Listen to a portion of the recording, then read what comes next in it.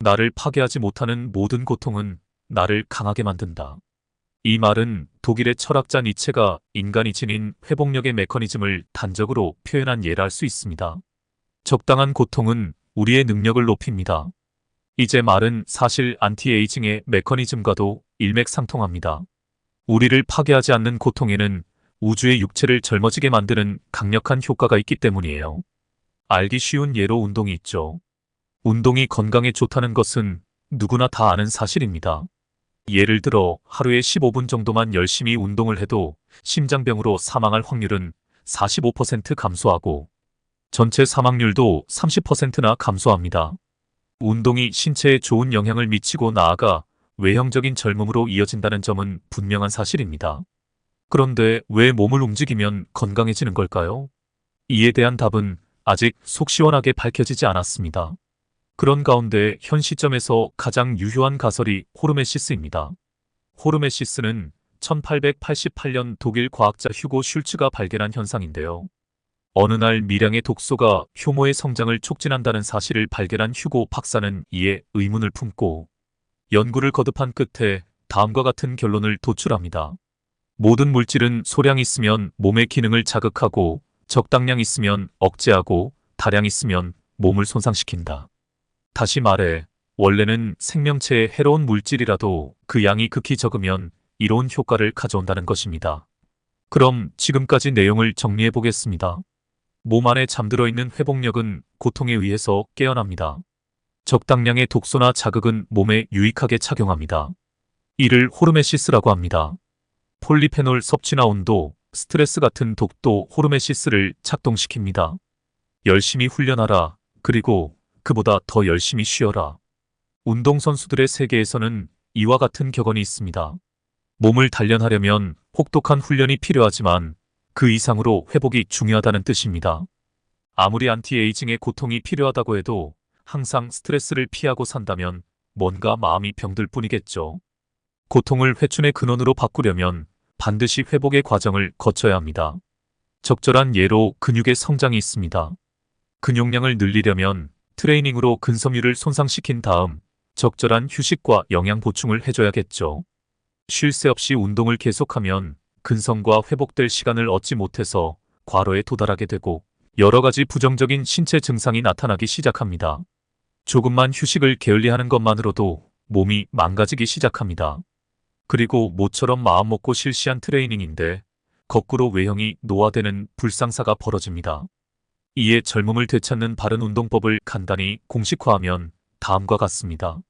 운동은 트레이닝 휴식입니다. 그렇다면 올바른 휴식은 어떤 것일까요? 산업 및 조직 심리학자 캐리 쿠퍼는 스트레스 대처에 가장 필요한 것은 조절력이라고 말했습니다.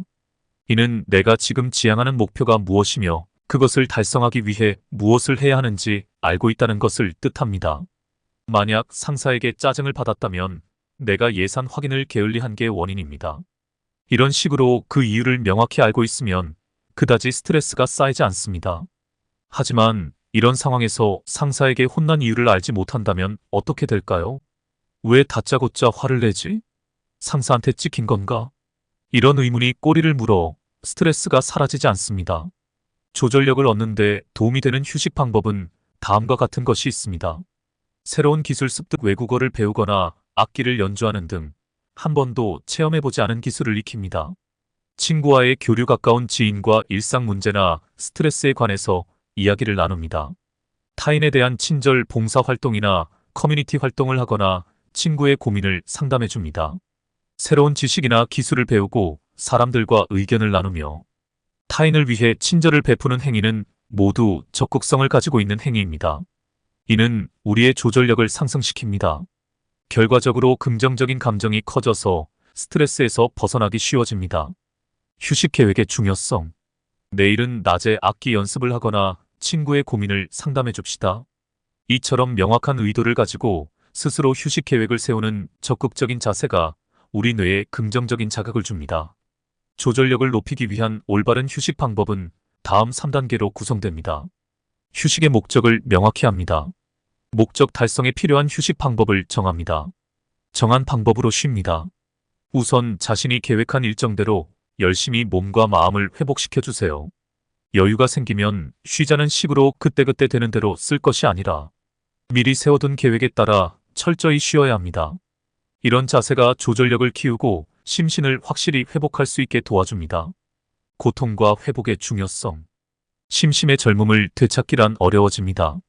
고통과 회복은 각각 다음과 같은 역할을 합니다. 고통은 회춘 시스템을 발동시키며 회복은 회춘 시스템을 실행시킵니다. 고통이라는 자극으로 회춘 시스템이 움직이기 시작해도 그것만으로는 우리의 몸이 강화되지 않습니다. 꾸준히 올바른 방법으로 휴식을 취해야 회춘 시스템이 재기능을 하게 됩니다. 현대인은 풍요로운 환경 속에서 몸을 움직이지 않아도 필요한 열량을 얻을 수 있습니다. 이것은 현대 문명의 혜택이 될 수 있지만 한편으로는 문제의 원인이 되기도 합니다. 우리 몸은 현대 환경을 다음과 같이 해석하기 때문입니다. 몸을 움직이지 않아도 칼로리가 부족하지 않습니다. 그렇다면 심신 강화 시스템은 사용하지 말고 잠재워두면 되지 않을까요? 생존 문제가 사라지면 굳이 심신의 회춘 시스템을 작동시킬 필요가 없어집니다. 하지만 심신이 젊어지지 않아도 현 상태를 유지할 수만 있다면 괜찮은 거 아닌가 생각하는 사람도 있을 것입니다. 하지만 이것이 그리 간단한 것만은 아닙니다. 왜냐하면 우리의 육체는 생존의 위험에서 벗어났다고 판단하면 신체 기능을 떨어뜨려 에너지를 절약하는 수밖에 없습니다. 단백질 합성이 원활하지 않아 근육과 피부가 처지고 의욕을 잃어서 활기가 사라지기 때문입니다. 현대 진화 생물학은 이런 현상이 생기는 이유로 인체는 명확한 의도를 가지고 기능을 저하시킨다고 봅니다.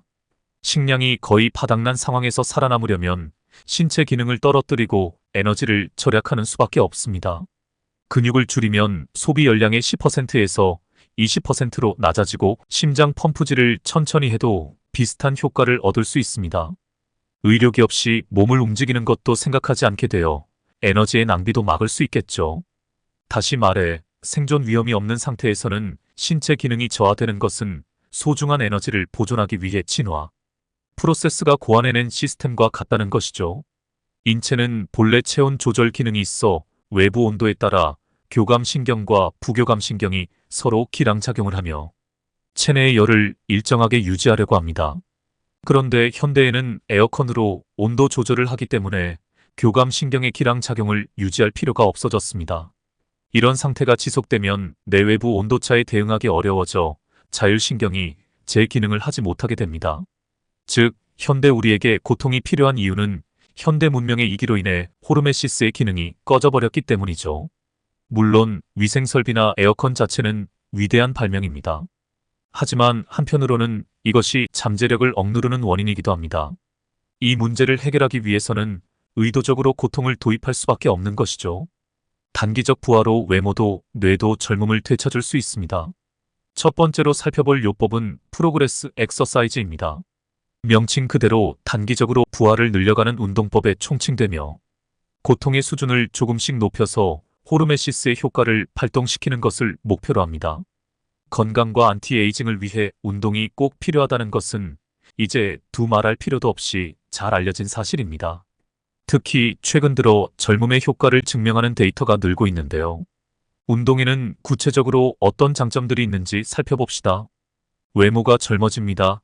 캐나다의 맥메스터 대학교 조사에 따르면 규칙적으로 운동을 하는 사람은 40에서 50대를 넘어서도 피부 장벽 기능을 하는 각질층이 두껍고 운동을 하지 않는 20에서 30대의 피부와 큰 차이가 없어지는 것을 확인할 수 있었습니다. 이 효과는 고령자에게도 똑같이 적용되어 운동 경험이 없는 60세 이상의 여성이 1회 30분씩 주위에 꾸준히 조깅을 한 결과 3개월 만에 피부 수분과 콜라겐의 양이 20대에서 40대 수준으로 돌아갔습니다. 텔로미어가 유지된다. 텔로미어는 염색체 말단에 있는 보호캡 같은 것으로 나이를 먹을수록 점점 짧아지는 탓에 세포가 노화된다고 알려져 있습니다. 최근 연구에서는 규칙적인 운동과 텔로미어 길이가 상관관계가 인정되어 결과적으로 장수로 이어질 가능성이 간접적으로 나타났습니다. 뇌의 기능이 개선됩니다. 보통 40대부터 전두피와 해마가 축소되고 기억력과 의사소통 능력이 저하됩니다. 그런데 55세 이상의 남녀를 대상으로 한 연구에서 하루에 30분 정도 주 4회에서 5회 유산소 운동을 하게 한 결과 해마의 크기가 커졌다는 연구 결과가 있습니다. 또한 6개월 유산소 운동 프로그램에 참여한 남자에게서는 정보 처리 능력이 향상되는 현상이 확인되었습니다. 이렇듯 운동의 효과는 단순히 건강을 유지하는 데 그치지 않습니다. 피부가 좋아지게 만들고 세포의 노화를 막으며 높은 지성을 유지하는 데도 중요한 역할을 합니다. 단, 반복해서 말하지만 안티에이징을 위한 운동에서 가장 중요한 점은 우리 몸이 견딜 수 있는 고통의 한계치를 점진적으로 높여 나가야 한다는 것입니다. 똑같은 운동이라도 개인이 느끼는 고통의 적정 수준은 저마다 다릅니다. 예를 들어 걷기 같은 활동은 운동선수의 육체 강화에는 자극이 되지 않지만 평소 운동을 전혀 하지 않는 사람에게는 피로도가 클 수도 있습니다. 플라세보 트레이닝. 플라세보 트레이닝은 약제 테스트에서 사용되는 용어로 약의 유효 성분이 포함되지 않았음에도 환자의 증상이 개선되는 현상을 의미합니다. 플라세보 트레이닝은 믿음의 힘을 활용한 기술로 약효가 나타나지 않아야 하지만 약을 복용한다는 믿음이 증상을 완화시키는 것입니다. 플라세보 트레이닝은 아주 쉽게 실천할 수 있습니다. 일상생활에서도 일부 육체 활동을 수행하고 있다면 이미 플라세보 트레이닝을 실천하고 있는 것입니다. 예를 들어 가벼운 산책이나 청소, 빨래와 같은 활동은 플라세보 트레이닝의 일부입니다. 플라세보 트레이닝의 효과는 의미가 있습니다. 하버드 대학교의 엘렌 랭거 교수의 연구팀은 한 호텔의 룸메이트 84명을 대상으로 실험을 진행했습니다. 그룹 중 절반에게만 일상생활에서 소비되는 칼로리 정보를 제공했습니다. 4주 후에는 체중과 체지방이 감소하고 혈압이 개선된 것을 확인할 수 있었습니다. 플라세보 트레이닝은 자신의 행동을 의식하는 것만으로도 충분합니다. 일상생활에서 몸을 얼마나 움직이는지, 어떤 활동을 수행하는지를 관찰하고 의식하는 것이 중요합니다. 이를 통해 플라세보 트레이닝의 효과를 경험할 수 있습니다. 니트 스코어링은 운동성 활동 열 생성의 약으로 스포츠처럼 무의식적인 운동이 아닌 일상 활동에서 소비되는 에너지를 의미합니다. 청소, 세탁, 통근, 육아, 산책 등의 활동도 니트에 속합니다. 효과적으로 활동량을 늘리기 위해서는 목표가 필요합니다. 자신의 라이프 스타일에 맞는 간단한 활동을 생각해보고 실천해보세요. 엘리베이터 대신 계단을 이용하거나 걸어다니며 업무를 수행하는 등의 작은 변화부터 시작할 수 있습니다. 핵심은 여러 가지 활동을 조금씩 늘려가는 것입니다. 갑작스런 변화보다는 천천히 활동량을 늘려가는 것이 중요합니다. 예를 들어 계단을 이용하지 않던 사람이 하루에 한 번 계단을 이용하도록 시작하는 것이 좋습니다. 힙하는 고부와 우발적 신체 활동을 뜻합니다. 이는 일상생활을 고부화로 해야 하는 것을 말합니다. 일부러 체육관 같은 곳에 가서 운동을 하라는 것이 아닙니다. 우리가 매일 행하는 출퇴근이나 집안일 같은 것을 조금 더 높은 강도로 해야 하는 것이 핵심이죠. 예를 한번 들어보겠습니다. 점심을 먹으러 갈 때 비탈길에 있는 음식점으로 뛰어 올라갑니다. 출퇴근할 때 몇 가지 뛰어갑니다. 계단을 2단계씩 뛰어 올라갑니다. 평소 10분 걸리는 걸레질을 5분 안에 끝냅니다. 평소보다 2배 빠른 걸음으로 산책을 합니다. 언뜻 운동 같지 않아 보이는 면이 있지만 최근 연구에서는 일상 활동의 부하를 조금 높이기만 해도 양질의 운동을 한 것과 같은 효과가 있다는 사실이 입증되었습니다. 현재까지 통계 조사에 따르면 1회당 운동 시간은 운동으로 얻을 수 있는 장점과 아무런 관계가 없습니다. 책상 업무 시간을 줄이고 몸을 조금 움직이기만 해도 충분합니다. 우리가 하는 모든 행동을 운동 시간으로 생각해야 합니다. 즉, 매일 체육관에서 30분 뛰는 사람과 3분 거리에 있는 편의점까지 뛰어가기, 역계단을 이용해서 30초 동안 뒤 올라가기 같은 일상 활동을 30분, 부족한 사람을 비교했을 때 얻을 수 있는 건강 효과는 거의 같다는 것이죠. 따라서 아무리 짧은 시간의 움직임이라도 1일 운동 시간으로 계산해 주세요. 아주 작은 일상 활동이라도 조금만 강도 높게 움직이면 필요한 운동량을 충족시킬 수 있습니다. 조금 강도 높은 활동의 기준은 주관적으로 판단해도 괜찮습니다. 대략적인 기준을 참고로 말하자면 자신이 너무 힘들어서 못하겠어. 이렇게 느낄 정도의 운동 강도를 10점이라고 쳤을 때 4점 정도를 목표로 하기를 추천합니다. 호흡이 조금 빨라지고 몸이 살짝 뜨거워지는 수준입니다. 다음은 걷기입니다.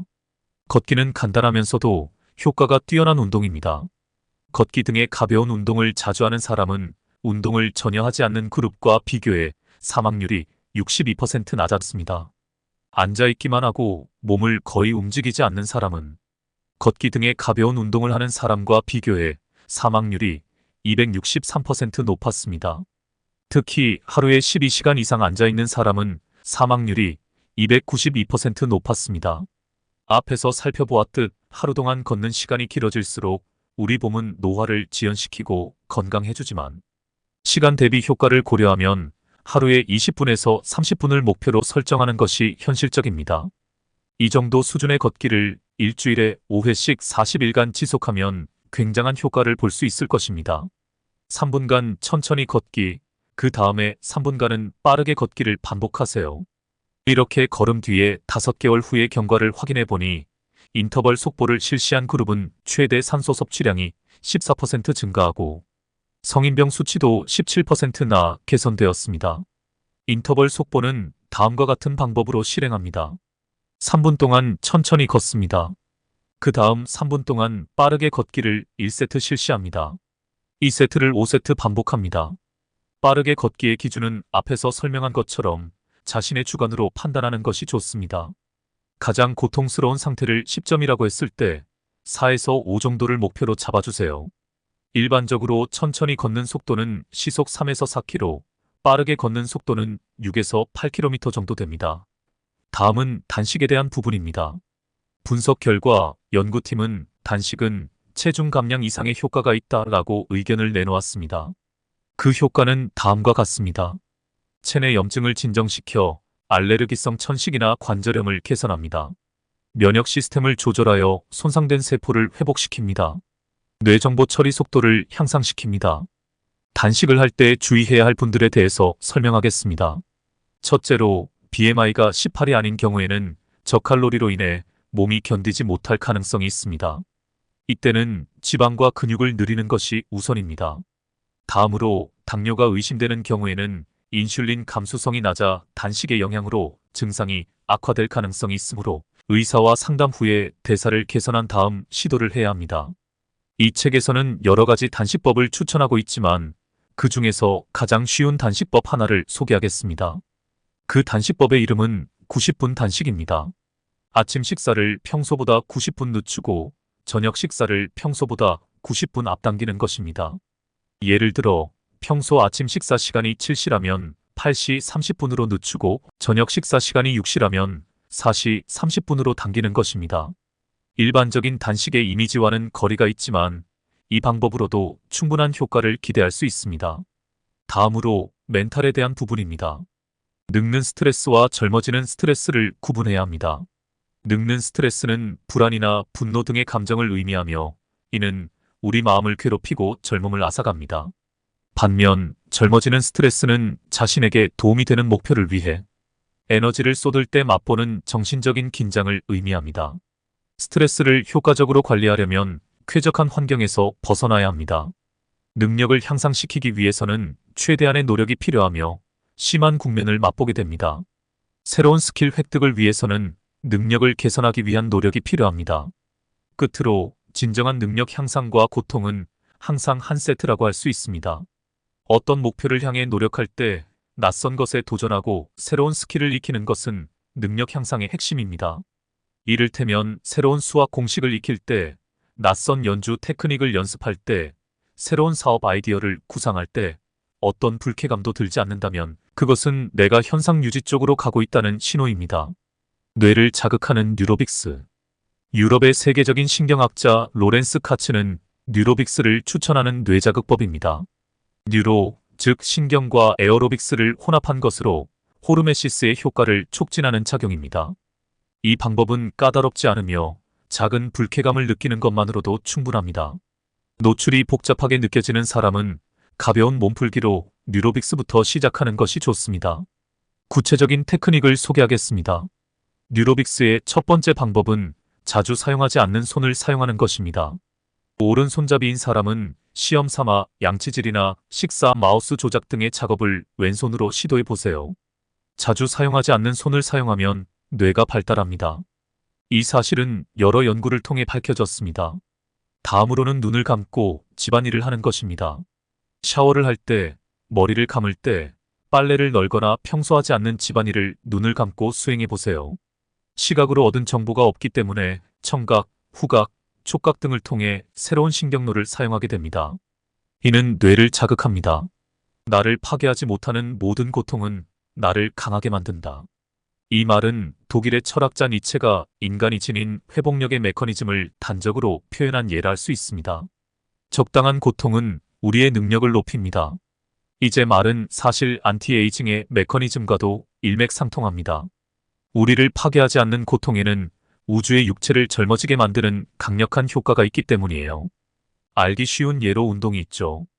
운동이 건강에 좋다는 것은 누구나 다 아는 사실입니다. 예를 들어 하루에 15분 정도만 열심히 운동을 해도 심장병으로 사망할 확률은 45% 감소하고 전체 사망률도 30%나 감소합니다. 운동이 신체에 좋은 영향을 미치고 나아가 외형적인 젊음으로 이어진다는 점은 분명한 사실입니다. 그런데 왜 몸을 움직이면 건강해지는 걸까요? 이에 대한 답은 아직 속 시원하게 밝혀지지 않았습니다. 그런 가운데 현 시점에서 가장 유효한 가설이 호르메시스입니다. 호르메시스는 1888년 독일 과학자 휴고 슐츠가 발견한 현상인데요. 어느 날 미량의 독소가 효모의 성장을 촉진한다는 사실을 발견한 휴고 박사는 이에 의문을 품고 연구를 거듭한 끝에 다음과 같은 결론을 도출합니다. 모든 물질은 소량 있으면 몸의 기능을 자극하고 적당량 있으면 억제하고 다량 있으면 몸을 손상시킨다. 다시 말해, 원래는 생명체에 해로운 물질이라도 그 양이 극히 적으면 이로운 효과를 가져온다는 것입니다. 그럼 지금까지 내용을 정리해 보겠습니다. 몸 안에 잠들어 있는 회복력은 고통에 의해서 깨어납니다. 적당량의 독소나 자극은 몸에 유익하게 작용합니다. 이를 호르메시스라고 합니다.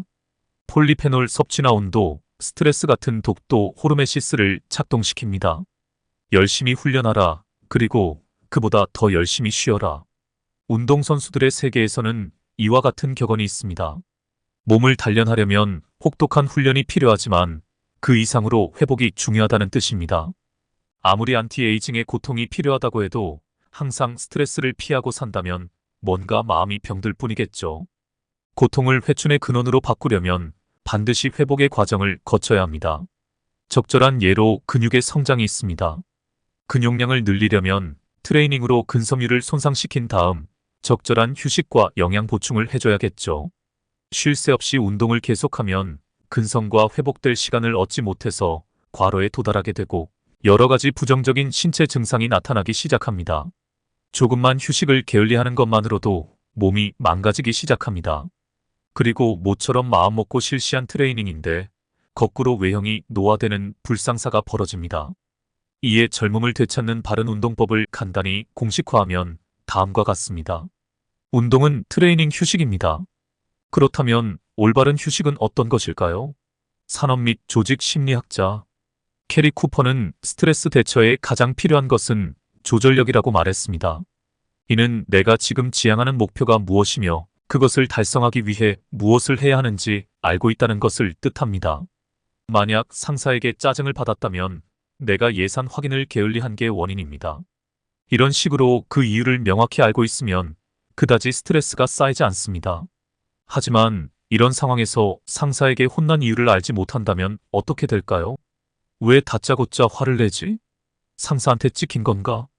이런 의문이 꼬리를 물어 스트레스가 사라지지 않습니다. 조절력을 얻는데 도움이 되는 휴식 방법은 다음과 같은 것이 있습니다. 새로운 기술 습득 외국어를 배우거나 악기를 연주하는 등 한 번도 체험해보지 않은 기술을 익힙니다. 친구와의 교류 가까운 지인과 일상 문제나 스트레스에 관해서 이야기를 나눕니다. 타인에 대한 친절 봉사 활동이나 커뮤니티 활동을 하거나 친구의 고민을 상담해 줍니다. 새로운 지식이나 기술을 배우고 사람들과 의견을 나누며 타인을 위해 친절을 베푸는 행위는 모두 적극성을 가지고 있는 행위입니다. 이는 우리의 조절력을 상승시킵니다. 결과적으로 긍정적인 감정이 커져서 스트레스에서 벗어나기 쉬워집니다. 휴식 계획의 중요성. 내일은 낮에 악기 연습을 하거나 친구의 고민을 상담해 줍시다. 이처럼 명확한 의도를 가지고 스스로 휴식 계획을 세우는 적극적인 자세가 우리 뇌에 긍정적인 자극을 줍니다.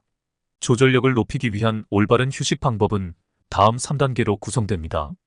휴식의 목적을 명확히 합니다. 목적 달성에 필요한 휴식 방법을 정합니다. 정한 방법으로 쉽니다. 우선 자신이 계획한 일정대로 열심히 몸과 마음을 회복시켜 주세요. 여유가 생기면 쉬자는 식으로 그때그때 되는 대로 쓸 것이 아니라 미리 세워둔 계획에 따라 철저히 쉬어야 합니다. 이런 자세가 조절력을 키우고 심신을 확실히 회복할 수 있게 도와줍니다. 고통과 회복의 중요성. 심심의 젊음을 되찾기란 어려워집니다. 고통과 회복은 각각 다음과 같은 역할을 합니다. 고통은 회춘 시스템을 발동시키며 회복은 회춘 시스템을 실행시킵니다. 고통이라는 자극으로 회춘 시스템이 움직이기 시작해도 그것만으로는 우리의 몸이 강화되지 않습니다. 꾸준히 올바른 방법으로 휴식을 취해야 회춘 시스템이 재기능을 하게 됩니다. 현대인은 풍요로운 환경 속에서 몸을 움직이지 않아도 필요한 열량을 얻을 수 있습니다. 이것은 현대 문명의 혜택이 될 수 있지만 한편으로는 문제의 원인이 되기도 합니다. 우리 몸은 현대 환경을 다음과 같이 해석하기 때문입니다. 몸을 움직이지 않아도 칼로리가 부족하지 않습니다. 그렇다면 심신 강화 시스템은 사용하지 말고 잠재워 두면 되지 않을까요? 생존 문제가 사라지면 굳이 심신의 회춘 시스템을 작동시킬 필요가 없어집니다. 하지만 심신이 젊어지지 않아도 현 상태를 유지할 수만 있다면 괜찮은 거 아닌가 생각하는 사람도 있을 것입니다. 하지만 이것이 그리 간단한 것만은 아닙니다. 왜냐하면 우리의 육체는 생존의 위험에서 벗어났다고 판단하면 신체 기능을 떨어뜨려 에너지를 절약하는 수밖에 없습니다. 단백질 합성이 원활하지 않아 근육과 피부가 처지고 의욕을 잃어서 활기가 사라지기 때문입니다. 현대 진화 생물학은 이런 현상이 생기는 이유로 인체는 명확한 의도를 가지고 기능을 저하시킨다고 봅니다. 식량이 거의 바닥난 상황에서 살아남으려면 신체 기능을 떨어뜨리고 에너지를 절약하는 수밖에 없습니다. 근육을 줄이면 소비 열량의 10%에서 20%로 낮아지고 심장 펌프질을 천천히 해도 비슷한 효과를 얻을 수 있습니다. 의료기 없이 몸을 움직이는 것도 생각하지 않게 되어 에너지의 낭비도 막을 수 있겠죠. 다시 말해 생존 위험이 없는 상태에서는 신체 기능이 저하되는 것은 소중한 에너지를 보존하기 위해 진화 프로세스가 고안해낸 시스템과 같다는 것이죠. 인체는 본래 체온 조절 기능이 있어 외부 온도에 따라 교감신경과 부교감신경이 서로 기량작용을 하며 체내의 열을 일정하게 유지하려고 합니다. 그런데 현대에는 에어컨으로 온도 조절을 하기 때문에 교감신경의 기량작용을 유지할 필요가 없어졌습니다. 이런 상태가 지속되면 내외부 온도차에 대응하기 어려워져 자율신경이 제 기능을 하지 못하게 됩니다. 즉, 현대 우리에게 고통이 필요한 이유는 현대 문명의 이기로 인해 호르메시스의 기능이 꺼져버렸기 때문이죠. 물론 위생설비나 에어컨 자체는 위대한 발명입니다. 하지만 한편으로는 이것이 잠재력을 억누르는 원인이기도 합니다.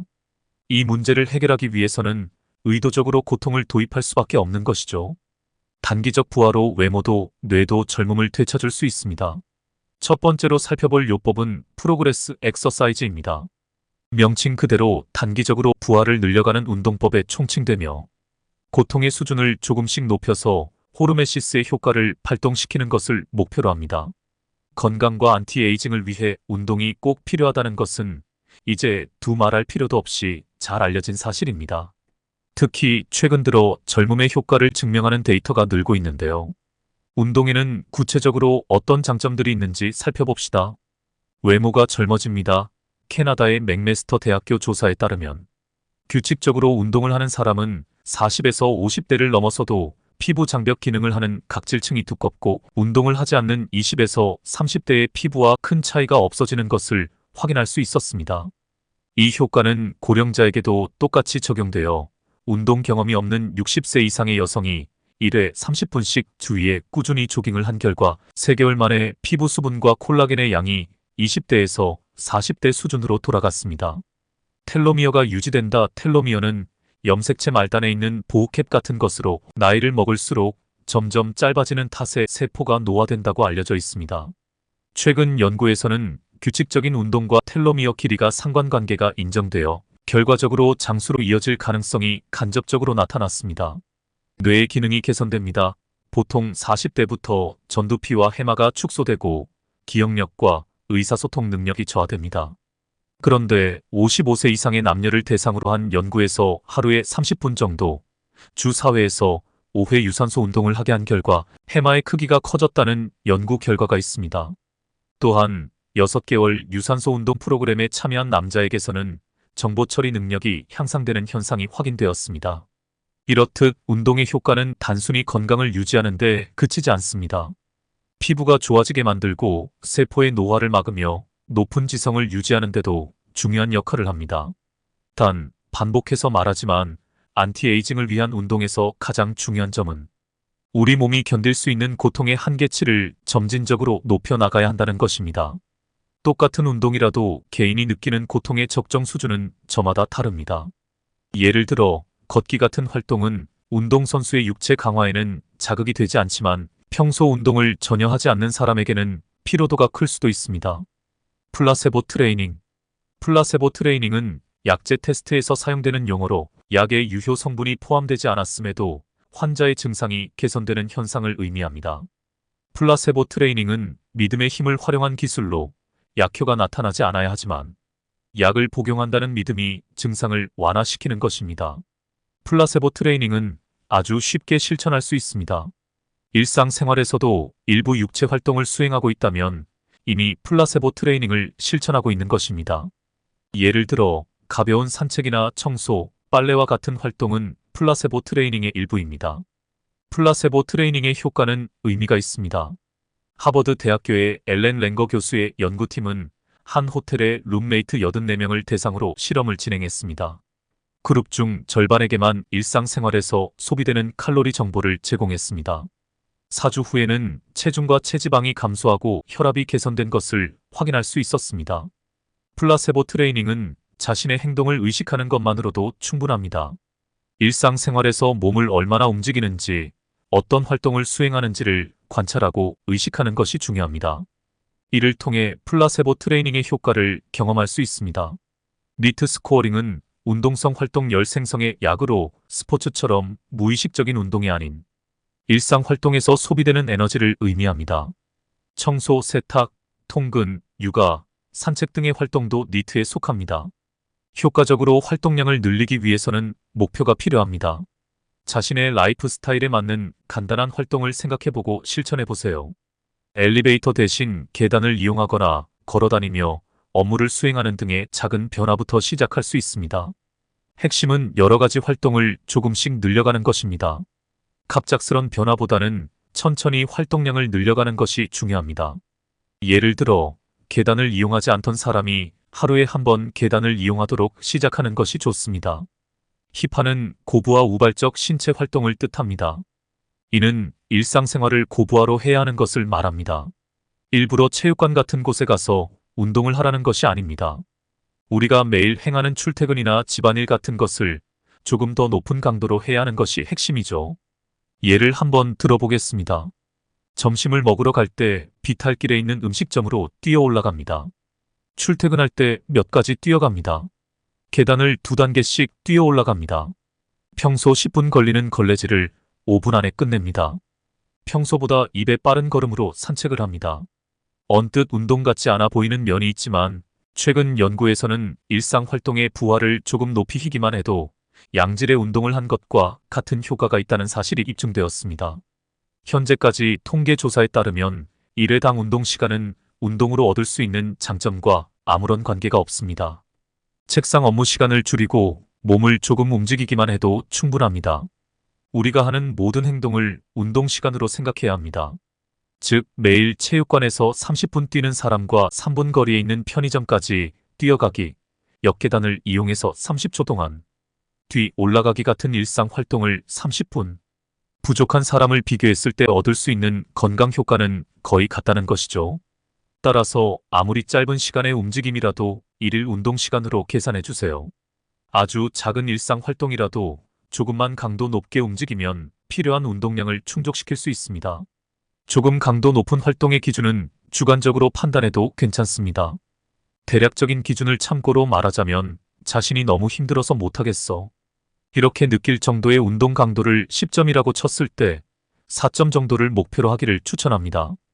호흡이 조금 빨라지고 몸이 살짝 뜨거워지는 수준입니다. 다음은 걷기입니다. 걷기는 간단하면서도 효과가 뛰어난 운동입니다. 걷기 등의 가벼운 운동을 자주 하는 사람은 운동을 전혀 하지 않는 그룹과 비교해 사망률이 62% 낮았습니다. 앉아있기만 하고 몸을 거의 움직이지 않는 사람은 걷기 등의 가벼운 운동을 하는 사람과 비교해 사망률이 263% 높았습니다. 특히 하루에 12시간 이상 앉아있는 사람은 사망률이 292% 높았습니다. 앞에서 살펴보았듯 하루 동안 걷는 시간이 길어질수록 우리 몸은 노화를 지연시키고 건강해주지만 시간 대비 효과를 고려하면 하루에 20분에서 30분을 목표로 설정하는 것이 현실적입니다. 이 정도 수준의 걷기를 일주일에 5회씩 40일간 지속하면 굉장한 효과를 볼 수 있을 것입니다. 3분간 천천히 걷기, 그 다음에 3분간은 빠르게 걷기를 반복하세요. 이렇게 걸음 뒤에 5개월 후의 경과를 확인해 보니 인터벌 속보를 실시한 그룹은 최대 산소 섭취량이 14% 증가하고 성인병 수치도 17%나 개선되었습니다. 인터벌 속보는 다음과 같은 방법으로 실행합니다. 3분 동안 천천히 걷습니다. 그 다음 3분 동안 빠르게 걷기를 1세트 실시합니다. 2세트를 5세트 반복합니다. 빠르게 걷기의 기준은 앞에서 설명한 것처럼 자신의 주관으로 판단하는 것이 좋습니다. 가장 고통스러운 상태를 10점이라고 했을 때 4에서 5 정도를 목표로 잡아주세요. 일반적으로 천천히 걷는 속도는 시속 3에서 4km, 빠르게 걷는 속도는 6에서 8km 정도 됩니다. 다음은 단식에 대한 부분입니다. 분석 결과 연구팀은 단식은 체중 감량 이상의 효과가 있다라고 의견을 내놓았습니다. 그 효과는 다음과 같습니다. 체내 염증을 진정시켜 알레르기성 천식이나 관절염을 개선합니다. 면역 시스템을 조절하여 손상된 세포를 회복시킵니다. 뇌정보 처리 속도를 향상시킵니다. 단식을 할 때 주의해야 할 분들에 대해서 설명하겠습니다. 첫째로 BMI가 18이 아닌 경우에는 저칼로리로 인해 몸이 견디지 못할 가능성이 있습니다. 이때는 지방과 근육을 늘리는 것이 우선입니다. 다음으로 당뇨가 의심되는 경우에는 인슐린 감수성이 낮아 단식의 영향으로 증상이 악화될 가능성이 있으므로 의사와 상담 후에 대사를 개선한 다음 시도를 해야 합니다. 이 책에서는 여러 가지 단식법을 추천하고 있지만 그 중에서 가장 쉬운 단식법 하나를 소개하겠습니다. 그 단식법의 이름은 90분 단식입니다. 아침 식사를 평소보다 90분 늦추고 저녁 식사를 평소보다 90분 앞당기는 것입니다. 예를 들어 평소 아침 식사 시간이 7시라면 8시 30분으로 늦추고 저녁 식사 시간이 6시라면 4시 30분으로 당기는 것입니다. 일반적인 단식의 이미지와는 거리가 있지만 이 방법으로도 충분한 효과를 기대할 수 있습니다. 다음으로 멘탈에 대한 부분입니다. 늙는 스트레스와 젊어지는 스트레스를 구분해야 합니다. 늙는 스트레스는 불안이나 분노 등의 감정을 의미하며 이는 우리 마음을 괴롭히고 젊음을 앗아갑니다. 반면 젊어지는 스트레스는 자신에게 도움이 되는 목표를 위해 에너지를 쏟을 때 맛보는 정신적인 긴장을 의미합니다. 스트레스를 효과적으로 관리하려면 쾌적한 환경에서 벗어나야 합니다. 능력을 향상시키기 위해서는 최대한의 노력이 필요하며 심한 국면을 맛보게 됩니다. 새로운 스킬 획득을 위해서는 능력을 개선하기 위한 노력이 필요합니다. 끝으로 진정한 능력 향상과 고통은 항상 한 세트라고 할 수 있습니다. 어떤 목표를 향해 노력할 때 낯선 것에 도전하고 새로운 스킬을 익히는 것은 능력 향상의 핵심입니다. 이를테면 새로운 수학 공식을 익힐 때, 낯선 연주 테크닉을 연습할 때, 새로운 사업 아이디어를 구상할 때 어떤 불쾌감도 들지 않는다면 그것은 내가 현상 유지 쪽으로 가고 있다는 신호입니다. 뇌를 자극하는 뉴로빅스. 유럽의 세계적인 신경학자 로렌스 카츠는 뉴로빅스를 추천하는 뇌자극법입니다. 뉴로, 즉 신경과 에어로빅스를 혼합한 것으로 호르메시스의 효과를 촉진하는 작용입니다. 이 방법은 까다롭지 않으며 작은 불쾌감을 느끼는 것만으로도 충분합니다. 노출이 복잡하게 느껴지는 사람은 가벼운 몸풀기로 뉴로빅스부터 시작하는 것이 좋습니다. 구체적인 테크닉을 소개하겠습니다. 뉴로빅스의 첫 번째 방법은 자주 사용하지 않는 손을 사용하는 것입니다. 오른손잡이인 사람은 시험 삼아 양치질이나 식사, 마우스 조작 등의 작업을 왼손으로 시도해 보세요. 자주 사용하지 않는 손을 사용하면 뇌가 발달합니다. 이 사실은 여러 연구를 통해 밝혀졌습니다. 다음으로는 눈을 감고 집안일을 하는 것입니다. 샤워를 할 때, 머리를 감을 때, 빨래를 널거나 평소 하지 않는 집안일을 눈을 감고 수행해 보세요. 시각으로 얻은 정보가 없기 때문에 청각, 후각, 촉각 등을 통해 새로운 신경로를 사용하게 됩니다. 이는 뇌를 자극합니다.